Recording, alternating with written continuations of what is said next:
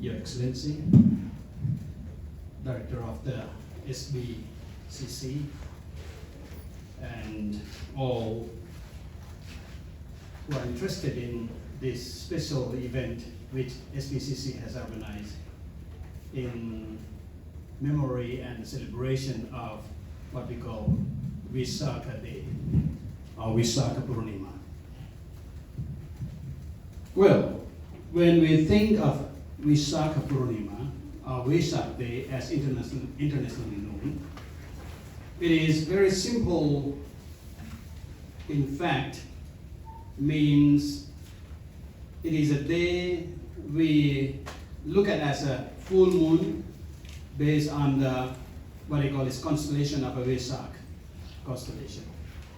So that very full moon day, นิมนต์นั่งตรงนั้นแล้วครับนิมนต์นั่งตรงข้างหน้าเลยครับเขาเตรียมไว้ข้างหน้าครับนิมนต์ไว้ข้างหน้า The very day of Vesak is accordingly named because it was a full moon day of the Vesak month. And the Vesak month is named after the constellations called Visakha. And based on the Buddhist legend, most of the Buddhists believe that it was the day when Buddha was born as a Prince Siddhartha. Then after 35 years of his birth, then he was enlightened, which I prefer to use even the word awakening more than the word enlightenment. Means he become a bodhi, he become awakened to the truth of this natural truth of the world, and then become the Buddha. When we say the Buddha, Buddha is another human. Buddha is a quality, I would say. So when he become a Buddha, it means that the Prince Siddhartha, he transformed himself to be the knower, who transformed himself to be someone who can really pinpoint and realize the ultimate truth, the worldly truth, and all those truths. So that is what essentially means Buddha, and it was happened on the Vesak day, or Buddha Purnima day. Then after, when he was another 45 years later, when he was 80, his body get frail, get old, and finally, again, it says that it fall on the same day as the Vesak full moon day that he reached parinirvana or he passed away, or Mahaparinirvana, which again, which doesn't mean that the parinirvana means that nirvana. You can take it in a two different, analogy. Nirvana as who died, and as well as nirvana means a vana, which is piercing the heart in your heart or in your mind, is vanished, is finished. So in a way that it is an end of suffering at all. So you can take it as normally as a physical death, or it is a kind of a mental. You can continue mental formation or whatever you want to form, because it is just like a lamp here. Nirvana basically means that when you lit the lamp, this candle here, before we lit it, it was a wax, it was whatever you call it, which is a lighting, and then suddenly we matches with the heat with another candle, and suddenly when it light, the heat appear, the ray appear, the light appear, and so and so. But when it's in nirvana, it is that there is no cause, there is no mechanism which can fix and then light this light. So let's say that we have a match. So it was a match in the match way. We have a candle, wax as a what do you call it? Sari. What is it in English? The one with light, the cotton. Yeah, the wick. Oh, wick. Sorry, thank you. The wick is wick. So if it is separated, there is no fixation in one light. So whole idea of nirvana at that very moment is that he destroyed the whole mechanism of fixation, so that there is nothing which can light his mind, and then become greed, anger, hatred, and so on. So that is the whole idea of nirvana. But when he was 80, it was a nirvana as not only is a mental nirvana, but his body also fell frail and then just died just as a normal human being. So that is an incident called Vesak, or Vesak Purnima. So in that Vesak Purnima, it is celebrated from the time of the Buddha, and then it has been celebrating since 2,600 years, I guess, because if you go back in the history, look at the Sri Lanka, or sometime in even India, even in Nepal, and so many, when there's a this kind of celebration has been continuing and stopping and time to time. But in Thailand, if you see in Thailand, since the Sukhothai period, it has been the celebration which has been continually celebrated. If you go to the Korea, for example, there is what we call is in Korea, they have a day which they go to the procession all over the country. And it is, UNESCO has been kind of registered and recognized as one kind of a ceremony which has been the oldest ceremony in the world. It's a non-stop oldest ceremony in the world. So this is a whole day, Vesak, we are talking about.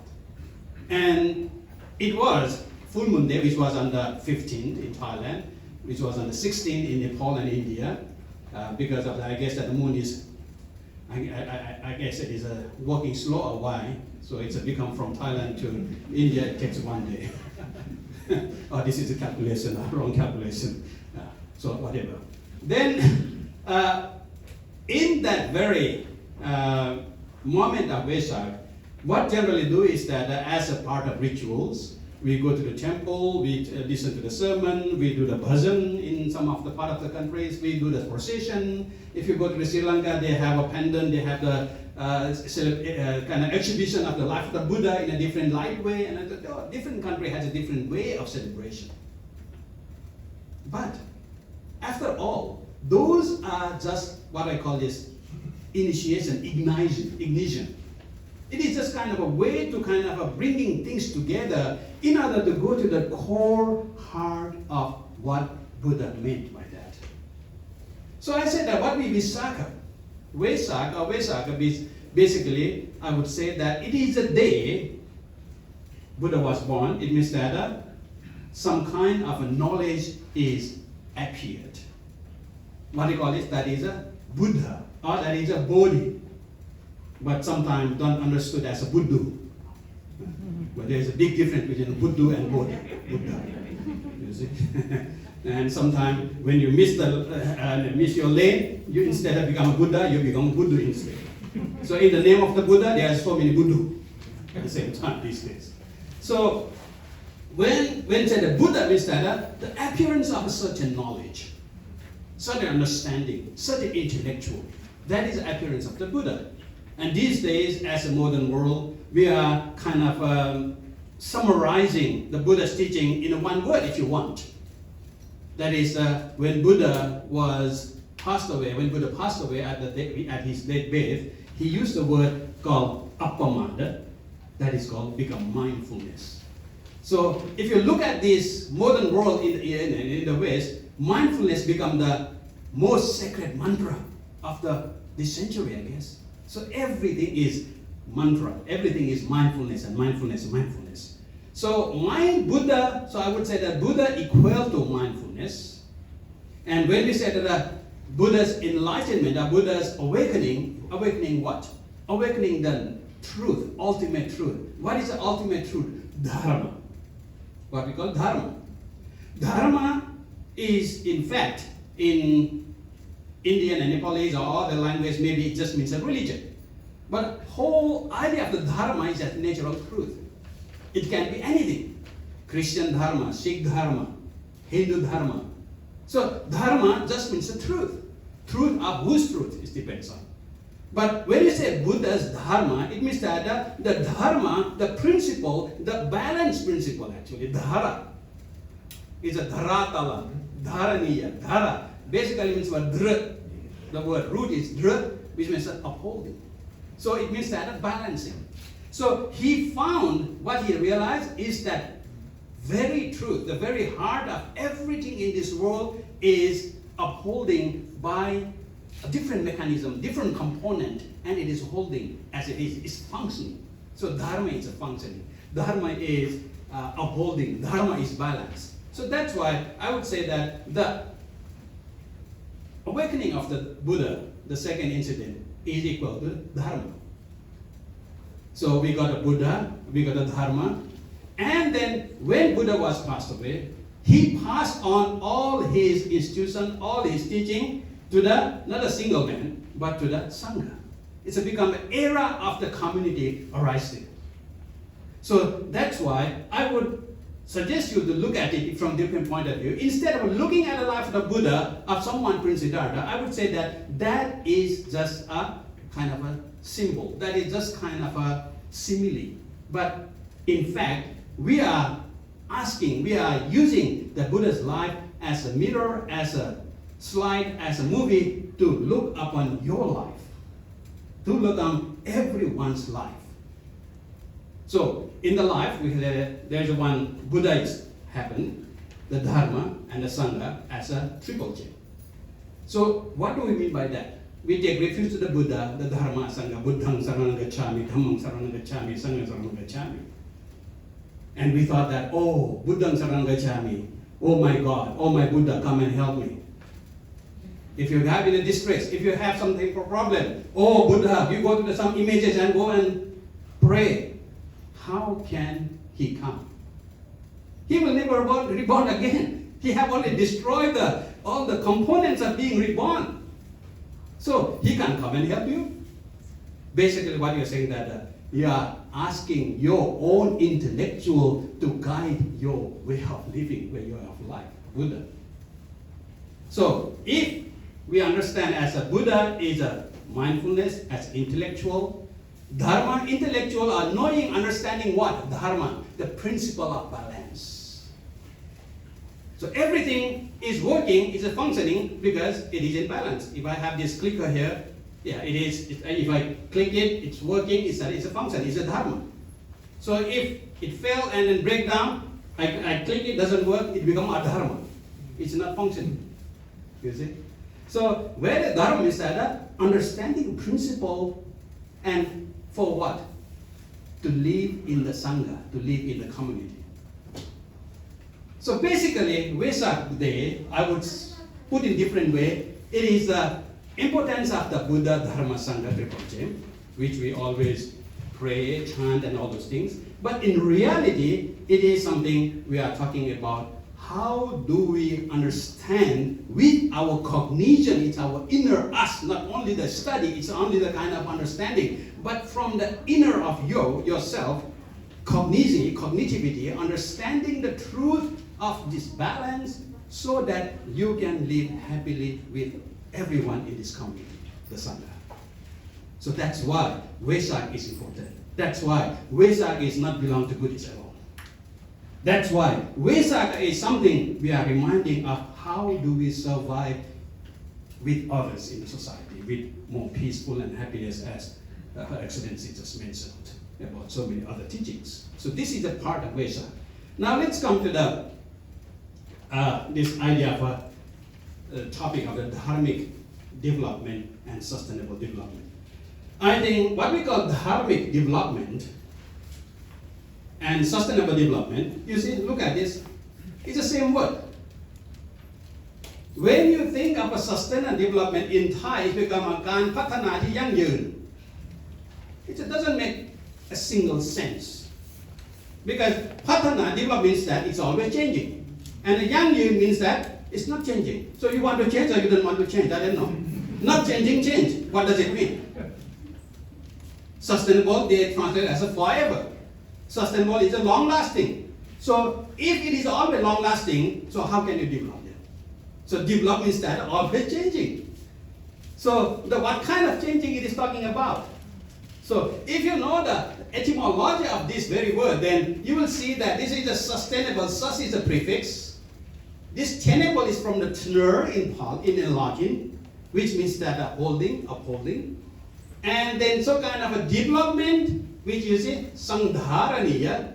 Dhara means that upholding, sang means that together, and with. So it means that a kind of a vikas, a kind of development which uphold the reality, the truth of the world. So it means that you can't, during the COVID-19, in the past 2 years, so it kind of, do we have a develop? Yes, develop in a certain way as, cause and effect, what was going on. So whatever happened, it is always changing developments. But the changing in the conditions which is allowed us to change. So this is whole idea of sustainable development. So when you look at the word dharmic, sandhara, same word dhara, you see there's the root is dhara and the mika. Mika means that with again. And then dharmic, this is the vikas, development with dharma.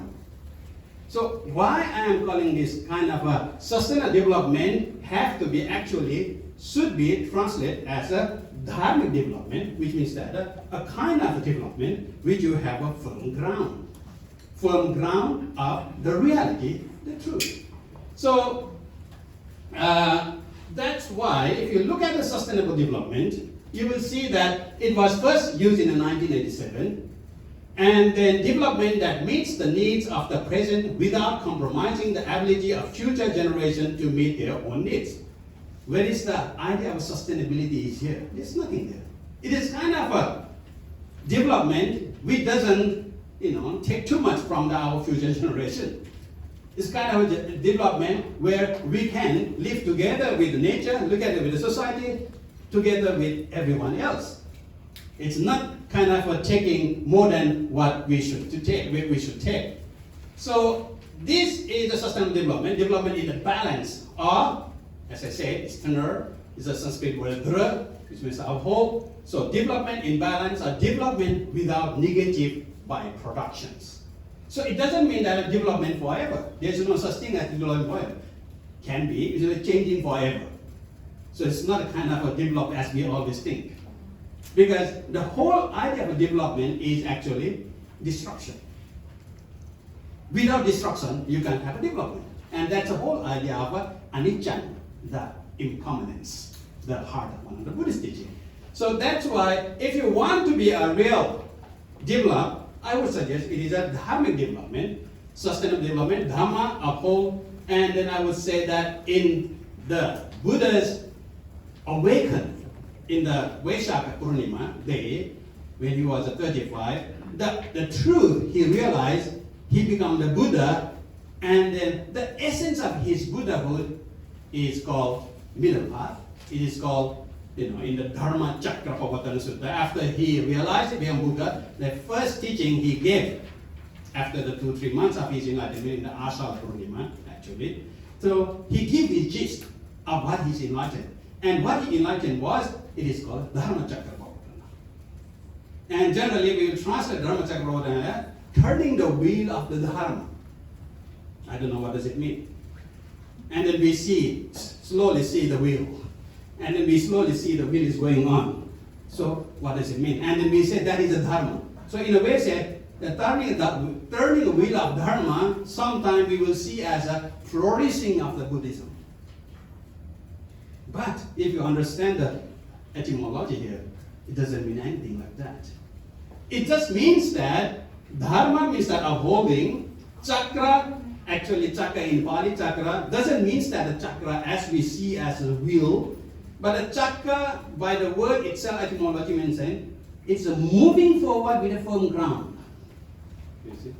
So any kind of development, if you don't have a firm ground, it is not a good development. It is a false development. So that's why, in order to move on, you need to have a firm ground. So even if you have a wheel, you need to have a ground to run through. So therefore, the whole idea of a chakra is that moving forward with a firm ground. And pavatana, pravatana. What is pravatana? Pavatana. If I put in for Thai people, for one who know the Thai language, it is a patibat. The same word as a patibat. So it means that it is in action, put into practice. So therefore, when we look at the word Dharma Chakra Parvatana Sutra, or the discourse on what? Discourse on Dharma Chakra Parvatana, sustainable develop in action or sustainable develop in practice. You see? So if we understand the etymology, That is just, I'm telling, doesn't take point of etymology here. If you take a look at the etymology, the whole understanding on the Vesak Puja day, the Buddha was become a Buddha because he realized, he attained the whole mantra, the whole essence of how do we develop human as us, and then how do we develop, which is the place or the world that where human is surviving or living. So basically, it is a kind of a human development as well as world development. And how do you develop world? It depends on the people who live in the world, in the earth. And again, how you become a human is based on the earth. So it is a vis-a-vis. So it depends on where we, we are today, we are Vivekananda at the center here from Indian Cultural Center. So we have this whole idea of what makes us an Indian, define us as an Indian, because of our way of living, our food, our culture, our way of talking, even physiology, which make us that. So how do you live in India in a way that it doesn't create more damage, more destructions? So in a way that we can carry on our species to the future generation and future generation with a more happy and peace. That is all about development, what Buddha was talking about. So therefore, when we talk about Dharmic development now, look at the Dharmic development. So if we look at the sustainable development here, the 17 here. So this is my diagram actually. This is not someone else. So I created this diagram. This is the Kala actually. This is the Kala Deva in Thai literatures. Kala Deva is the god of time. Okay, this is the god of time, the Kala. So there's two eyes here. Actually, if you are putting it perfectly, one eye has to be dark, one has to be light, day and night. And if you go to the detail, even the teeth has to be 32, 31 days. Everything is meaning in that different sense. So, but there is no body, there is no food, because the time doesn't stand or doesn't stay. Time is always moving. So you will see that this giant Kala Deva doesn't have feet. And it is eating the world. Do you ever realize that actually the whole problem was frustration, disturbance, suffering? Where is the root? The root is time.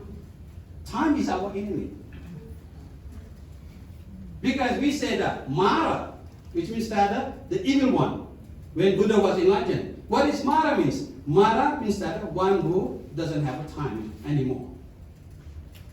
End of time is a Mara. Marana again, being dead. Marana means that you don't have time anymore. You're lost of your time. So the whole idea of a death, Buddha sees time as obstructions, as a problem. And that's how we are feeling the suffering. Because we are always thinking of reminiscing our past, this and that. And with that past event, we feel sad, we feel happy, we feel all those things, you see? Your transactions, what you are doing, is transacted by your past. Or you will be in future. Oh, I will do this, I will this program where I'm going to eat my dinner, so finally, you don't appreciate what you are doing now. Because your mind is always going, taking you to the future, putting back in the past. So that's why you never realize the value of here and now. So whole idea of mindfulness, whole idea of the Buddha's idea is that forget about the past. Don't worry about the future. Just appreciate what you are doing now.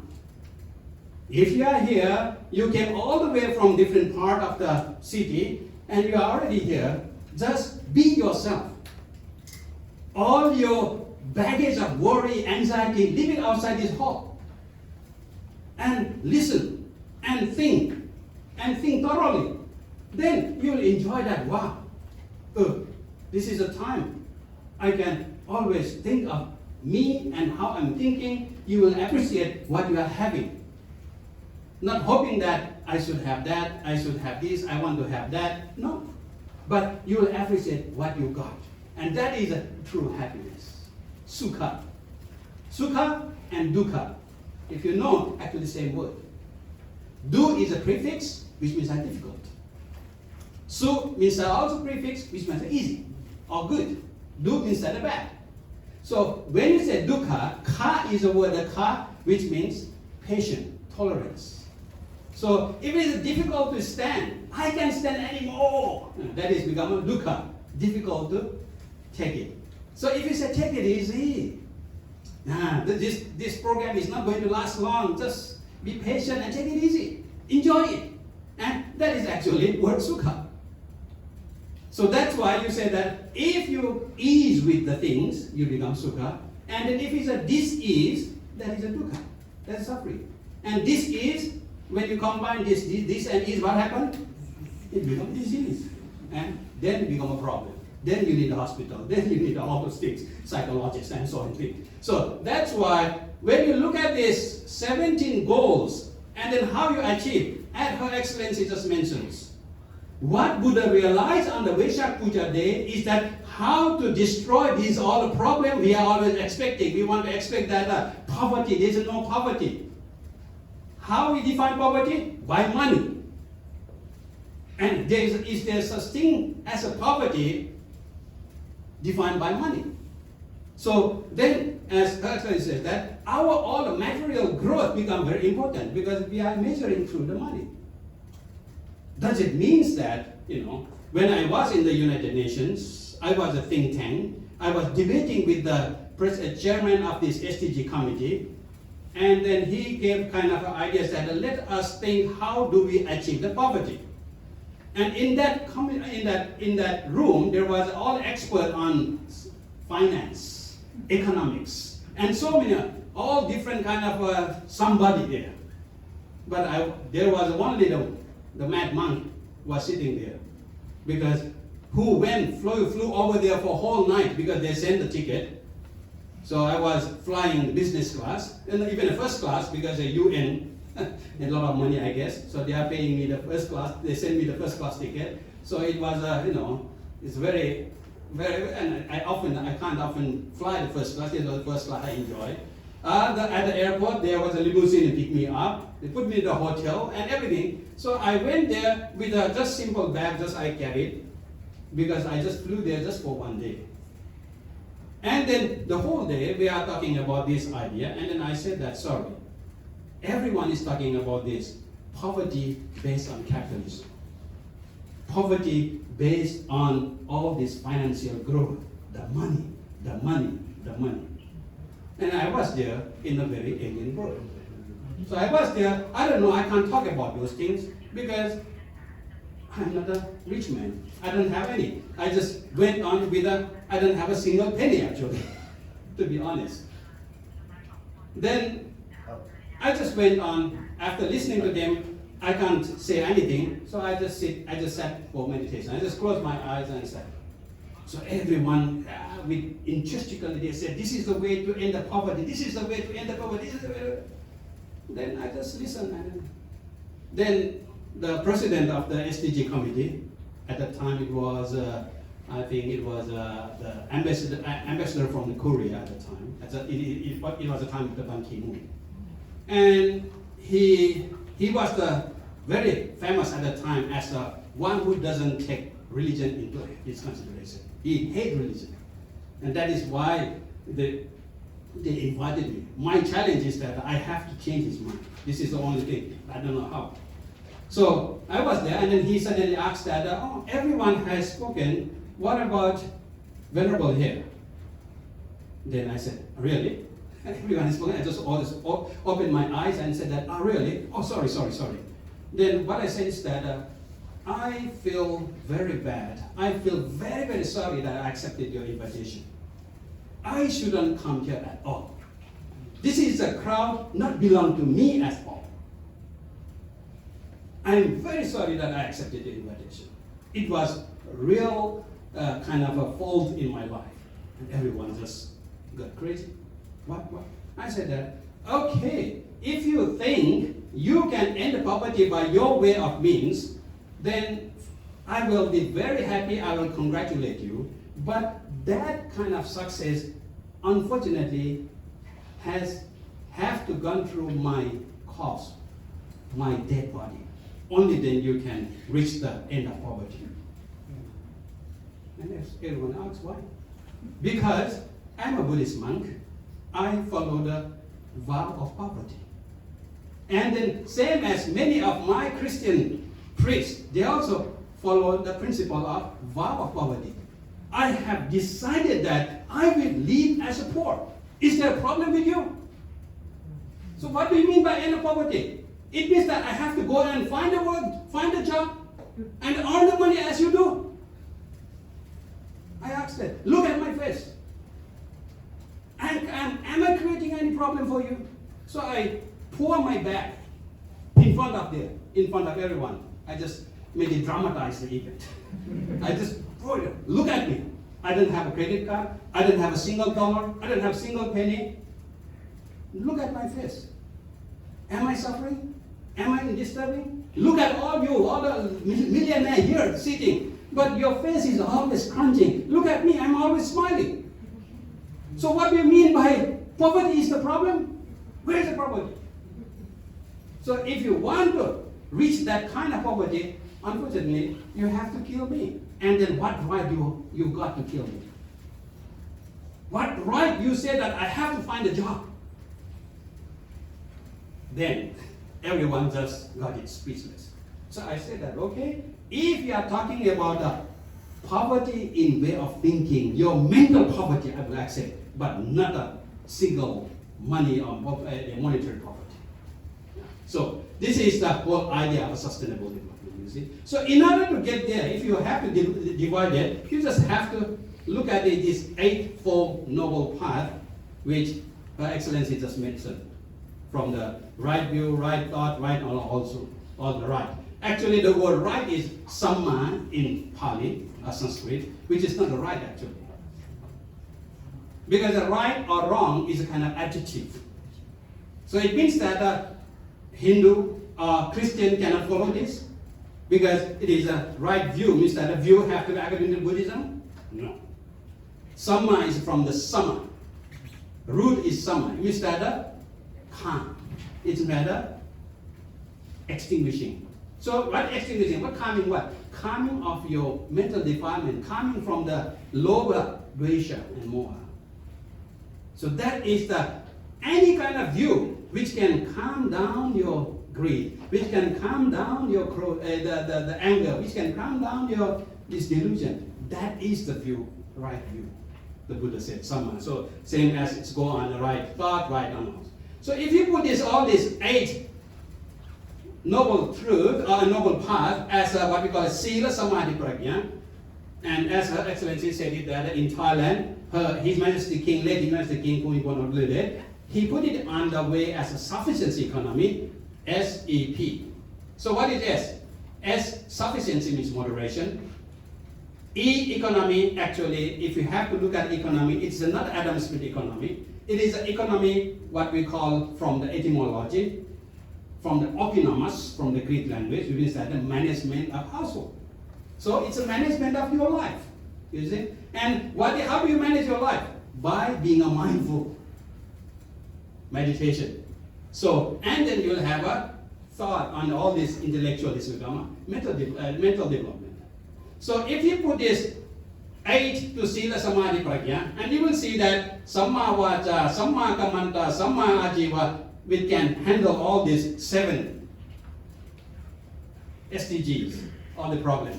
If you look at the Samadhi as a Samma Vayama, Samma Sati, and Samma Samadhi, you can tackle, you can solve the problem of another 7 SDGs. And then the prajna, panya, or philosophy is that Samma Sankappa, and Samma Drishti. Then you can solve the problem of this partnership, all these other 4, well, education and all these things. So basically, what I call this sustainable development is actually It is the teaching which was realized by Buddha on this very Vesak day. The whole crucial idea of the sustainable development goal. So just to conclude my speech, I think it's I don't know, it's already time. So I'll just leave you with this 6 minutes clip video.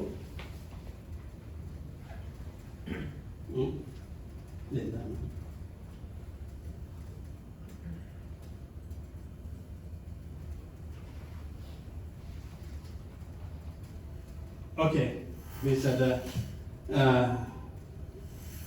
you can go and watch. Actually, it's called Buddhist Path to SDG. I've already uploaded in the YouTube. It's about 6 minutes, which I have just summarized in a more kind of a cartoonized, and then putting the whole idea of Her Excellency about the King Bhumibol, how he came about this idea of the SDG, SCP, and then how SCP worked as the way to get through the SDGs. So I just put it in a different way. So it is cartoonized, but it doesn't work, a technical problem. So this is not development, you see. This is a dysfunction. So we have to accept that, so we can be happy.